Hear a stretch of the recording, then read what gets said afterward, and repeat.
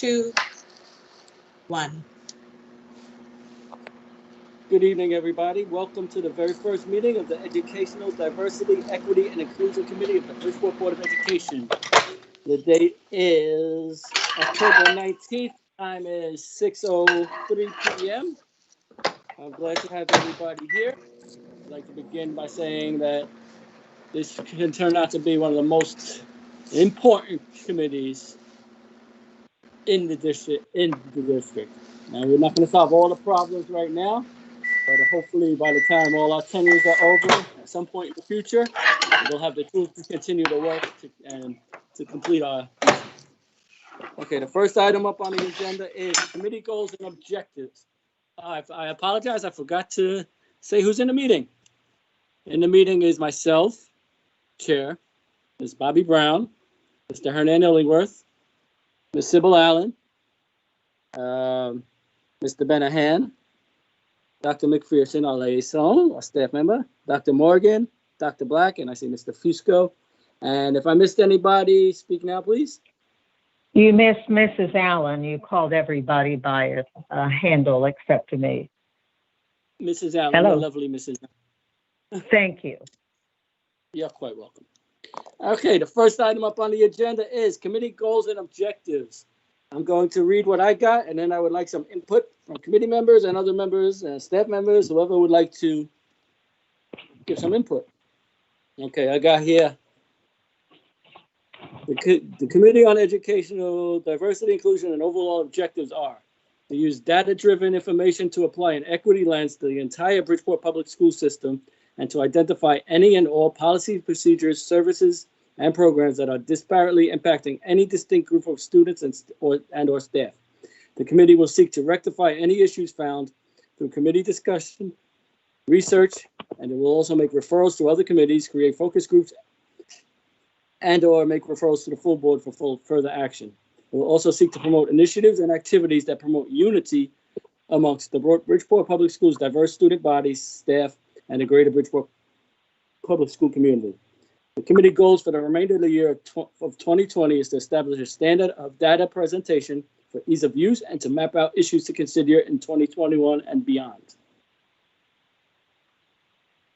Comments, please.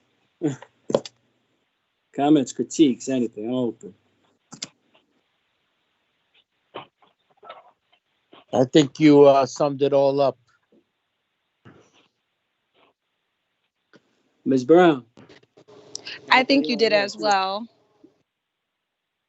I'm excited to. Yeah, I'm very excited. I'm more nervous today than I was at my first regular board meeting, so bear with me. Mr. Benahan. No, I'm okay. I just want to learn more and get more information about this committee, please. And I'm glad to hear you say that because that's going to be coming up in a little while. Thank you, sir. Ms. Allen. I think you've covered the majority of the things.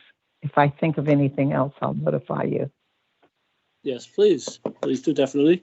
Any staff, Dr. McPherson?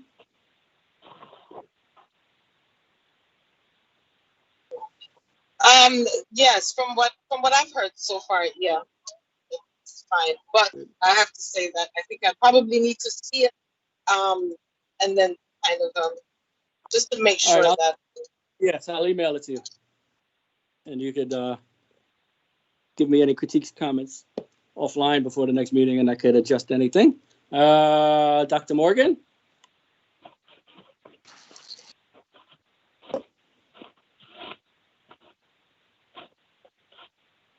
Yep. Dr. Black, I saw your name here. I'm here. Did you finish? I didn't finish speaking. Yes, Do you hear me? Oh, I'm sorry. I think you are on mute. Oh, go ahead. You are on mute, I guess. This is Dr. Morgan. I'm sorry. I was talking. I'm like, what happened? Okay, so No, the goal sounds. All right, can you hear me now? Yes, ma'am. So the goals sounds. They sound like pretty challenging goals, and I hope that we also include, equity in terms of females. And not only just focus on race, but also focus on gender equity. That's what I wanted to say. Okay, so wait, gender and equity. Okay, let's see. I don't rectify if you found. Hold on, I'm just giving it a brief run through because I meant to kind of keep it vague to encompass all the groups. I'm not sure if I maybe missed a piece of that. Let's see. Mr. Chair, Yes, sir.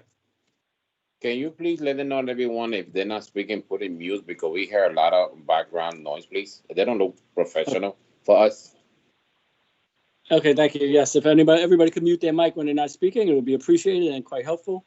Yes, Dr. Morgan, I see that I did, in fact, your point is very, very important because I'm trying to capture all distinct groups. I did put impacting any distinct groups of students or staff. I left it very vague so we could encompass any students that may have a disproportionate impact of any issues. Okay, thank you. You're quite welcome. Dr. Black. Yes. Let the record reflect Chairman John Weldon has entered the meeting. Hiya. Black? Anything? Comments? Yes. You're breaking up. Are you able to hear me? Yes, we can hear you. My only thought is around including something about proposing solutions for the issues. It's fine if we look at data and identify issues, but ultimately the idea is about coming up with resolutions or proposals to address those concerns. I'm not sure if I've missed that in. Yeah, here it goes. The committee will seek to rectify any issues found, and then it has a section where it says through committee discussion and research, and also make referrals to other committees, focus groups, and making referrals to the full board for further action. Because Okay. you bring up an important point. This committee will not be able to do all this work without the broader Bridgeport Public Schools community, staff, and the board. This is going to take a village. This is 400. As long as education has existed, disparities have existed. So we need community buy-in. We need staff buy-in. We need buy-in from everybody we could get to help us solve these problems. It's not going to be solved here, but definitely the problem solving is the main point. I mean, think tanks are fine, but we need action. You are correct. Mr. Fusco.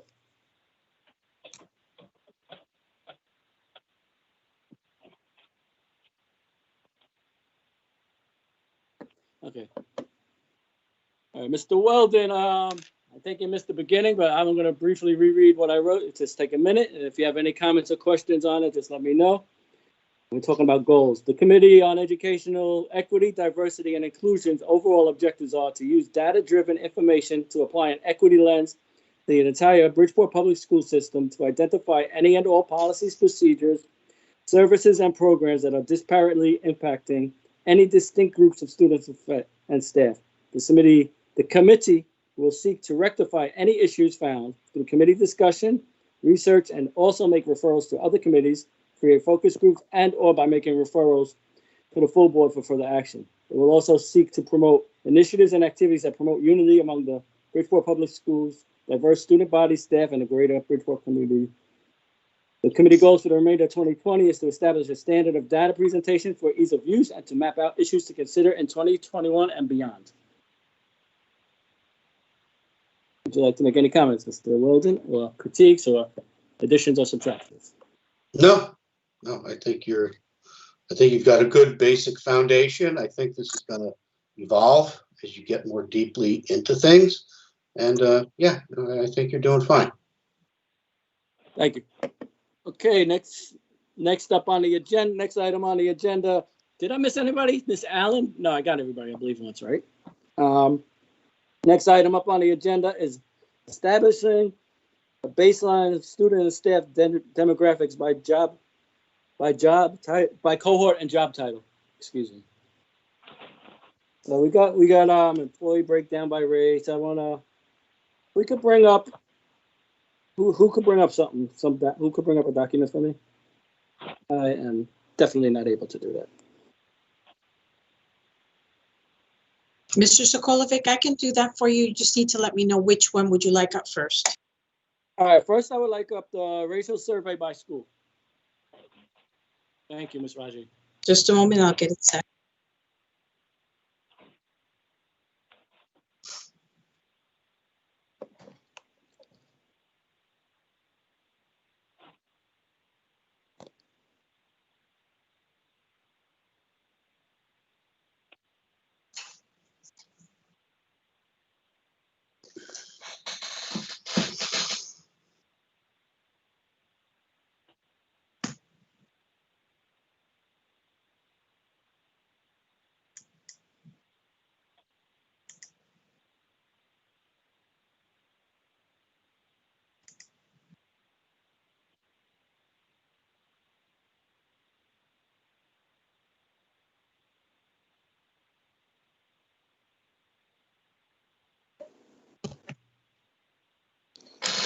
Thank you.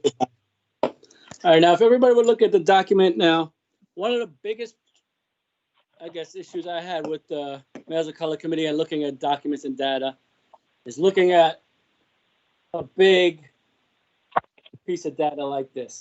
And I think because I'm actually wasn't really sure how to ask for the data in the manner I wanted, but it's always very clunky. It's hard. If we want to see a disparity in, say, the Asian community, we would have to go here, okay, on the bottom, okay, is this the totals on the bottom? Yeah, 2.27% of our students are, and we would have to go all the way down to the document and what have you. What I'm looking for overall is some sort of bar charts. I see one Mr. Testani recently sent. Was from another group. It had this will be our baseline data. Whatever we're comparing to, we should be comparing it to the student body to see if there's equity. If we're comparing, say, staff ratios and races, we want to look at how personnel is reflected against students, like employee breakdown by race. We would have an overlay. Okay, thank you. That's awesome.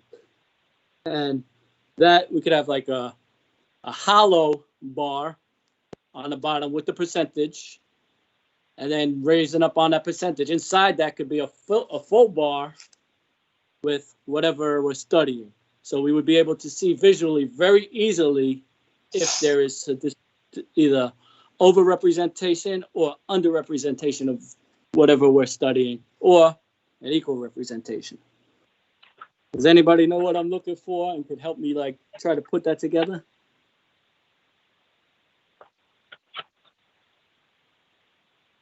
We're talking about the employee breakdown by race, right? We're basically talking about the racial survey by school and trying to use all this information together. Because if we're flipping back and forth by these two documents, right? Right now we got blank, like unknown, 2 or more races, American Indian, Asians, and we would have to go flip back and forth between the documents if that's the thing we're doing. And as you can see right now we got to look, and we would see Asian is 2.27, and then we would have to flip to the next document and go back to Asian 2.7 and see what the Asian breakdown. Can we go back to the employee thing, please? Ms. Ajay, just for an example. Yes. Asians 2.27. Thank you. I'm going to learn how to do this to make it easier, because I think this is going to be a very, very big data-driven thing. Employee breakdown rate. Okay, 2.27. And now we got Asian is 0.019. So in our staff to student ratio, it appears we are underrepresented in Asian. We're only close to 2% of our population are Asian. Now to find that piece of information took us approximately like 2 or 3 minutes. With a bar chart, I'm sorry. it would be much easier. Ms. Allen, did you have something to say? Yeah, I said I'm looking at the chart, and it's talking about the breakdowns and everything, and they gave no numerical numbers, but I guess we'll do okay. Oh, on the next page, I see. Okay, thank you. Yeah, we're flipping back and forth. What Ms. Allen, what I'm looking for is to like get a chart built like this. I like vertical, by the way. If vertical charts would be the best. But to have both of what I'm asking for is like basically create a master of the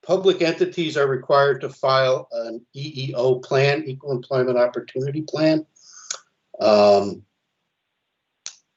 it has a lot of this kind of information, and it compares it to, I think there's different ways you could be looking at this. You're looking at it from the perspective of racial differences of employees as they compare to racial differences of the total student body. Correct. But the other way to look at it is racial differences of the total population of the city, and even the total population of, say, the county, which is where the hiring pool would come from.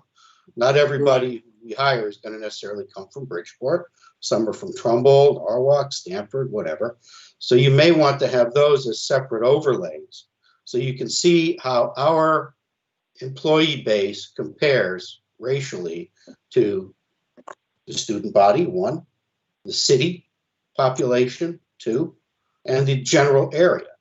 And I think Human Resources may have a lot of this stuff already put together as part of its EEO submission. So you might have someone check with them, because then I could see if you switch back to that bar chart you had up there before, if somebody could bring that up. Baji?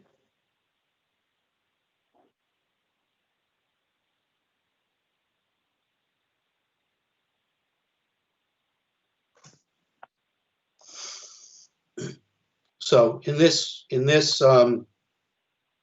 slide, you've got dark blue, which is our existing employees. You might have another set of bars corresponding to them, like right beneath them, above or beneath them, that show student population district-wide, how those racial makeups compare. And then yet another bar laid next to that that shows total city population, and another bar laid next to that showing total county population. So in the example we have here, you might look at the bar in the white section, it's got 54%.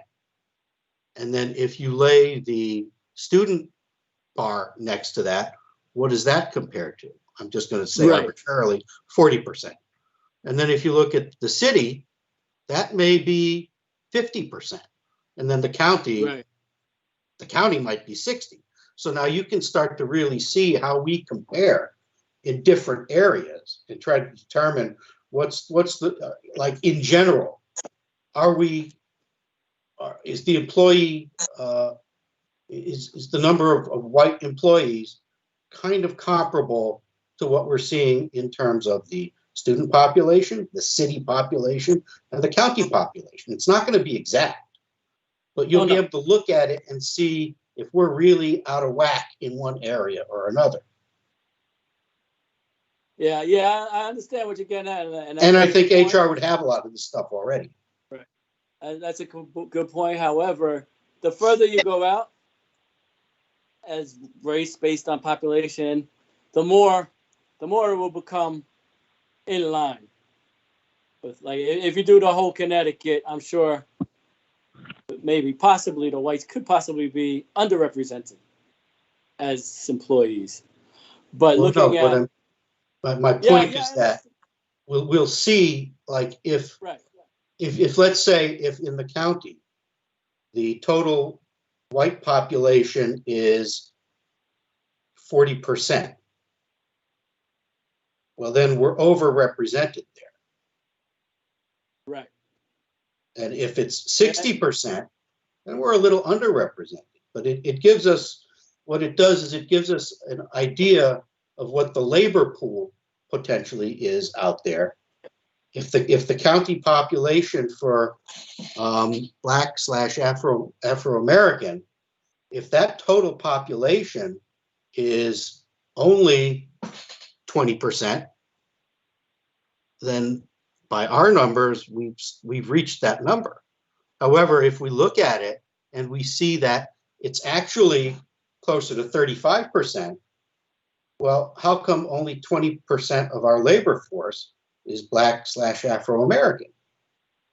Right. it would appear Yeah, that we're not yeah, reaching the full potential there. right. And we're not going to know understand that until we see those Right. numbers kind of overlaid against each other. Right. Yeah, that's good. I would like to see those numbers. Just to However, know. yeah, just to know, because that's some of the problems I have with the data when we're looking at our student achievement. When we compare to our DIRT. I want to compare our students to Trumbull and Westport. I want to shoot for what they got. I want to do better than the rest of the system, rest of the city, because our student body should definitely reflect teaching. It's a problem throughout the state. We're going to be competing for the same resources. Yes, I understand there's going to be challenges, and doing slightly better than Fairfield, Trumbull, Westport, Stanford, as far as our racial breakdown and distribution of jobs, I don't think that's good enough. I think we should aim. I know that's not your intention, but when you look at that data and you get a feeling that we're okay because we're doing better than such and such, I think that's may lead us counter to what we Can want I to do. But ask I a do still want. question? Who is that? Please, yes. Whoever it is. It's, Identify, Dr. please. McPherson. I have a question. Sure, get it. Yes, it's Dr. McPherson. Dr. McPherson. So my question is this. So we're gonna have to question statement. We're definitely gonna have to look at the numbers. I would just be curious as to why would we need to see how we compare to Fairfield County, because this is data that is not hidden, right? It's data that is accessible. And when you break down for race, whether it's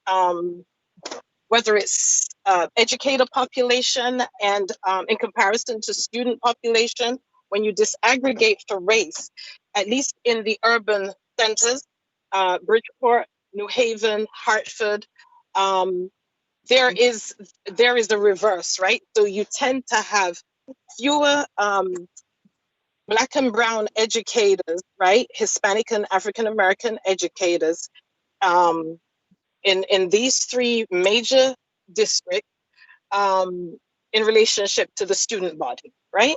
Exactly. Okay, that's an inverse. That data is there and it's been like that that's not new data, it's been like that consistent. If we look at ourselves compared to Fairfield County, to the wider Fairfield County, Trumbull, Trumbull, Fairfield, that's apples and oranges, right? Because they don't have a majority. We have majority children of color. That's just a given, right? In the district, right?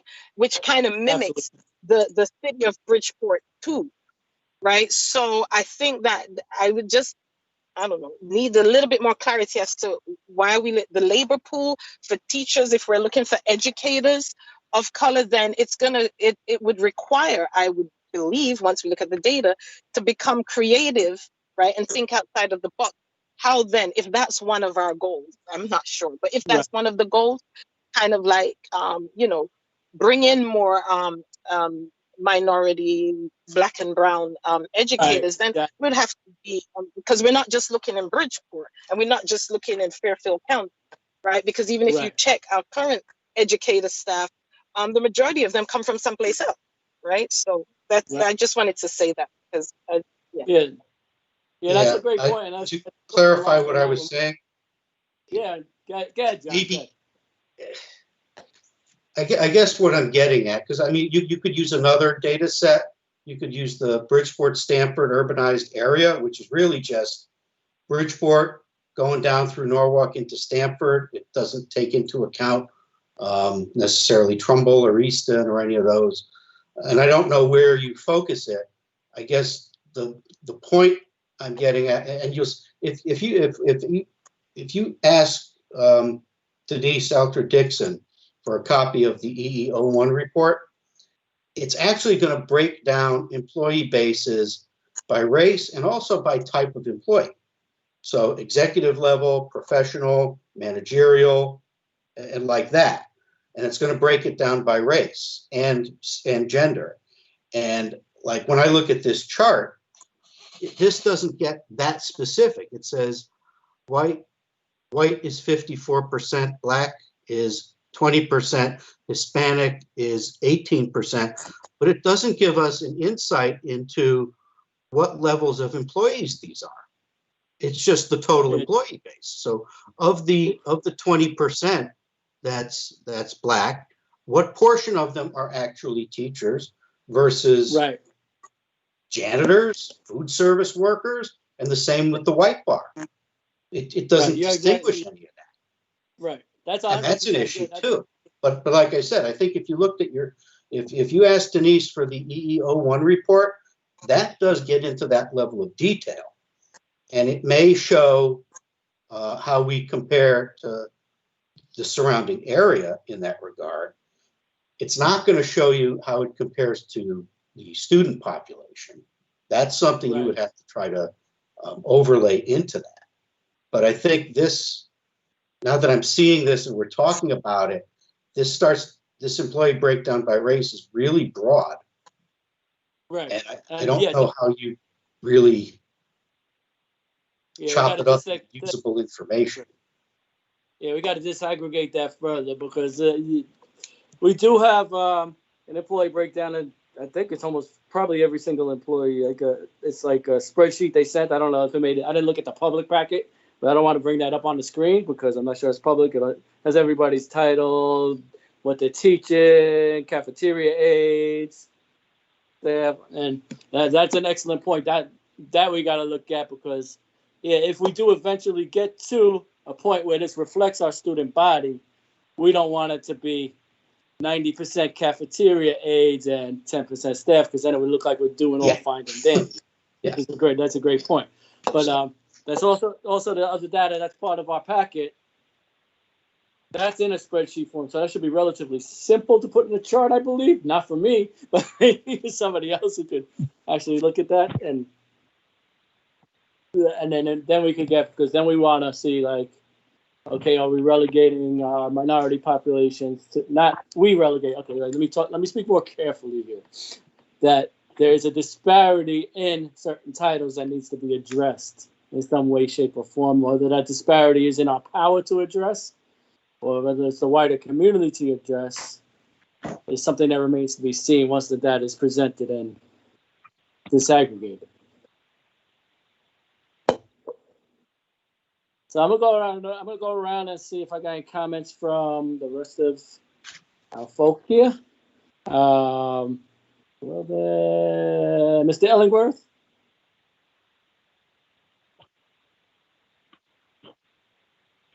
No.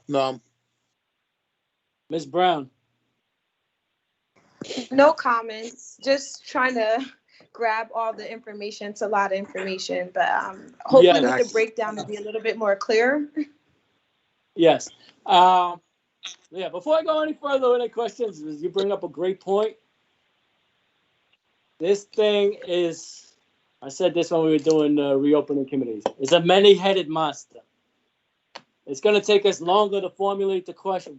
It's going to take us a while to get all the questions and the goal and the scope. But when we're doing this, we can't allow it to become overwhelming as a big, giant problem. We got to attack it as little pieces at a time of a big problem. And it gets overwhelming. Sometimes it will get discouraging. But if we set ourselves a bunch of little goals, eventually, hopefully we reach the big goal. Okay, Mr. Benahan. No, Mr. Chair, I don't have no question. I'm like Ms. Brown said, trying to learn and listen to see how everything is our first time in this committee. It looked great. I know it's going to be amazing, but trying to learn a little to see how we can catch on the end. Okay, thank you. Ms. Allen? I don't have any specific questions now. I just looked at a couple of the charts and I have to get it situated in my own mind and try to see if I can work something out.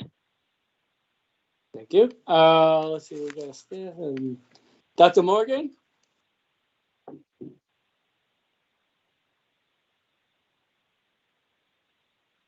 Julia? In the meeting's in. I don't think Dr. Morgan's here anymore. Okay, I think everybody's gone. Okay.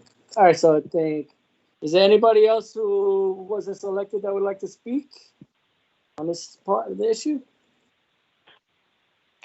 Okay, so I think that pretty much wraps it up. I think so Dr. McPherson is so you're gonna get us that initial bar chart, and I'll ask employee. What was the name again? I'm terrible with names. I'm sorry for the EEO1 report. Denise Altro Dixon, HR Director. Yes, thank you. Thank you. Kelly, you'd be interested in seeing the EEO1 report. And when you see it, I think you'll see what I'm talking about. It may give you a better picture of how you might sort this so that it starts being appropriate. Because I know it's overwhelming, and you want to make sure all the information is even keeled and that you are comparing apples to apples, like Correct. Dr. McPherson said. I mean, well, yeah, when you look at whole of Fairfield County, maybe that's not the best thing to be looking at. Maybe there is a better slice to be looked at, and maybe Ms. Dixon has it. I don't know. Right. Okay, thank you. Anybody else? Yeah, let me go. Next item on the agenda is, let's see, where are we? 2-1.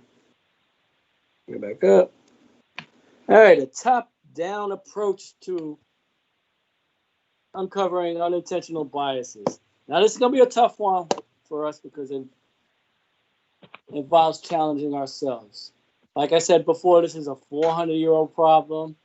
We've inherited this problem, and institutional bias, even personal unconscious biases, are something we got to uncover. When somebody says you're biased, we got a bias, the immediate thing is to get defensive. We're going to have a lot of uncomfortable conversations on this committee, on this board, and in this community in order to address these problems. And to do that, first we need to educate ourselves. And I believe we need to seek out some maybe cultural sensitivity training and have somebody come talk to the board and I guess the upper level administration at first to help us guide recognizing things in ourselves that might interfere with the work or might because these are sensitive subjects and they could also get into things where we could end up being perhaps liable for something we may say unintentionally that is damaging or not proper. Like I've seen some things in us where we say like the dress code, for instance. When we were doing the dress code, somebody mentioned women in heels rather than just heel size. And those are the things that we need to understand within ourselves that we need to stay away from. We can't say like we need to choose a certain employee because of a certain race. We need to understand that there's certain languages and things that we cannot use. And to understand how going forward, any roadblocks we have within ourselves. And it's okay. Not everybody is perfect. I'm not perfect. Just because I have a brown child and a brown wife does not mean I'm not susceptible to cultural biases and unintentional biases within my own self, because we're all works in progress. So that being said, I would like to explore hiring a consultant, not a consultant, but just a one-time, or 1 or 2 times, or however we deem it, to educate us. Because, like I said, it's a top-down approach. We're going to educate ourselves, and then we're going to bring it out to the further community and work these things. And we got to lead by example. So, thoughts? I personally, Ms. Brown. yes, I personally think that is a very good idea, especially looking at the climate that our world is in right now. If we want our children to echo good behavior, but also to understanding cultural differences and diversity, I think it's important that they also see leadership taking the first step to understand those different areas, because we're gonna come across different things as time grows, and I think it's important that our students understand that we also get it as well. and that they feel okay with coming to us with different questions or concerns without feeling like, oh, I can't talk to this teacher because I've heard this teacher or this staff member say this or that or whatever. Just making it a comfortable space to be able to do that, but also to teaching us as staff members and also as Board of Education members how to understand each other and each other's backgrounds. And there's a lot of things, like there's things you say you shouldn't say, or things you do that you shouldn't do, and that happens. And sometimes we're not aware of it, but I think seeking an outside source that understands the broader picture will definitely benefit us in the long run, because right now, even in the work world, they're trying to make sure that it's open for people to be able to say, hey, I understand. Now I know, now hold me accountable. And I think that's where we need to be moving, in that sense of accountability coming from all, not from a place of, oh, I was ignorant to the question or the concern, so I did it anyway. I think that's super important. So I'm all for outside source coming in and giving us good information. Mr. Ellingworth. I think that's a great idea. I just would, I don't know how people would agree, but I would just say I think it should be someone outside of the district that will come in and provide us that training. Thank you. Mr. Benahan. No, I don't have no question. I'm okay. Mr. Weldon. Yeah, I would just, I actually have to leave. But before I do that, I just wanted to chime in that I think that's a good idea. I think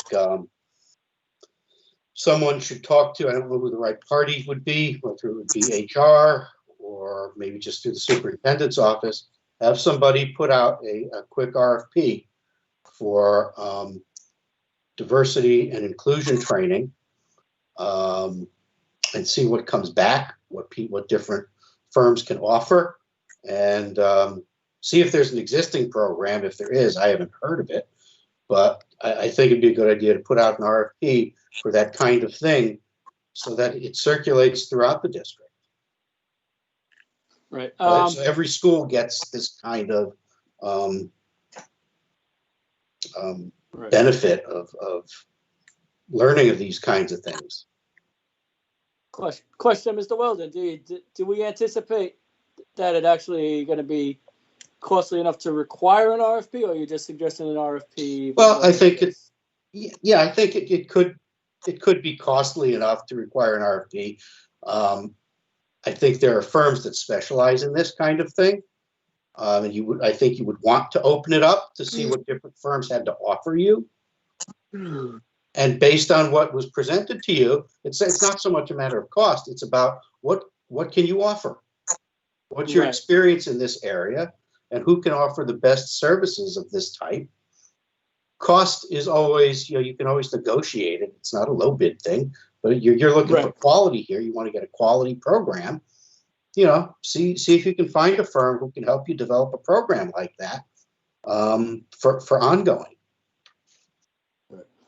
And Mr. Weldon, one more further thing. Would you think that would be something that we should kick to contracts as a referral?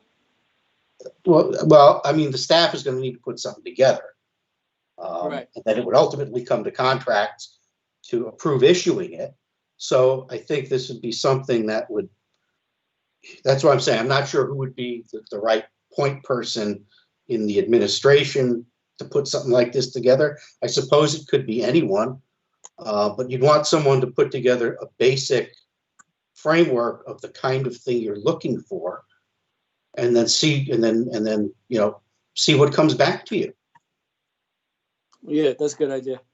Okay, and it could be anybody. You could ask Mr. Testani to find someone he feels would be really good at putting something like this together, and just let them do it. And then it'll come back to the board to get a final approval to issue, and then you just see what comes back, and hopefully you get a really good program. Awesome.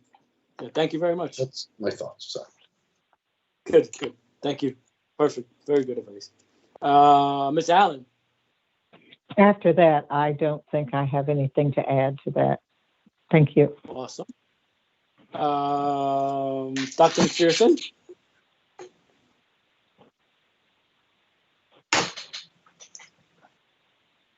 Sorry, trying to find my mute button. Yes, sounds like a good idea. Is anybody else here? Okay, I think I got everybody there. Okay, so that's actually pretty good on time, I guess. Could have made the agenda a little more extensive, but I don't want to kill us on our first meeting. So everybody, does anybody have any other comments or questions or anything they would like to bring up, being as this is our first meeting? And on any of the things? I do. Anybody If want there's, thoughts going forward? I do. This is Sybil Allen. Yes, Ms. Allen. Just, are we on a deadline for anything of this nature? Or is this something that we... Well, I don't want to... Yes, Ms. Allen, no specific deadlines. Like I said, it's a 400-year program, and it's got a lot of little problems, but I do want to have, like, things get done. We can't talk stuff to death. Like, for instance, today we talked about this. We got an action item right now. Get this RFP together and the referral out. I don't want to be talking about doing this for 2 or 3 meetings. We got this referral thing down, and we get this, and we get our training. Hopefully by, say, January or something. But there's no hard and fast dates. But I will be trying to commit us to actions as soon as feasible. Now, are we going to solve every problem quickly? No. Are we going to even solve every problem? No. Realistically, I might be dead and some of these problems will still be here. But we will be chiseling away at these problems one by one, step by step, inch by inch, lessening the impacts on our students going forward, lessening the impacts on our society and our community going forward. But what I hope the ultimate goal of this committee does is leave a framework for the people who come after us to complete the work that we leave behind. Stand on our shoulders as people stood on other shoulders to get to this point. Mr. Benahan? I don't have a question, Mr. Chair, but when Mr. Wanda he requests and telling you about how to contact human resource, Ms. Dixon, about more specifics, what he asked, how long do we take to get that information? I won't know until it comes back. It depends on how hard it is to get the information, if it's already existing or if it has to be collated or put together. We got to remember they got 6 different committees, payrolls to put together, hiring decisions and all that stuff. So what comes out of these committees is not the only thing that they've got to do. And we got to understand sometimes it takes time to put stuff together and encourage them to get it to us as quickly as they can.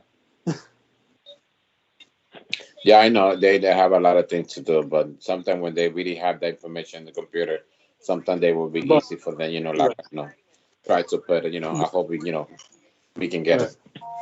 Right, but hearing the tone of this committee and assuming the larger board as a whole, and after speaking with Mr. Testani, and he's on board with all of this as well, and all staff seems to be coming along as well. I think this will be up there in priorities, seeing as the serious nature that we're taking with these issues. And I think we should be able to get relatively quick turnarounds because, I mean, it's a serious issue. It's time. The time is now. I mean, a lot of this stuff took long enough, and like I said, as quick as possible. But we got to understand if we don't get it tomorrow. All right, thank you, Mr. for your information. Dr. McPherson, did I get all the board members? Did I miss anybody? Hernan, did you say anything? Anything else?